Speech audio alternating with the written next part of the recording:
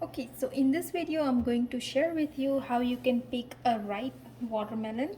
So these are some of the signs that you can keep in mind. So you can knock.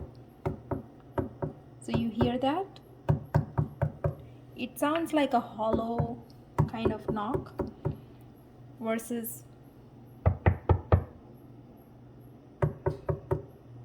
so that's one sign. Other sign is you can look around and see for the spot. The more darker the spot, the more yellower the spot, the more ripe it is, because that means that it's been sitting on the ground for a long time and it's ripened naturally.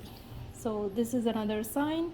And the knock knock sign, and the darker the skin, I guess, but I'm not sure about that one. But the two signs are for sure. Now let's cut it open, see if I'm right.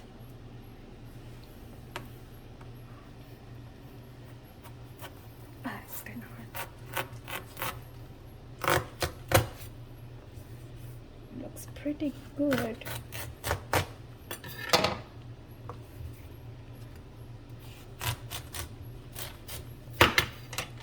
Oh wow, look at that. It's very red. And if I test it, okay, should I taste this? You want to taste it? Is it sweet? Very sweet.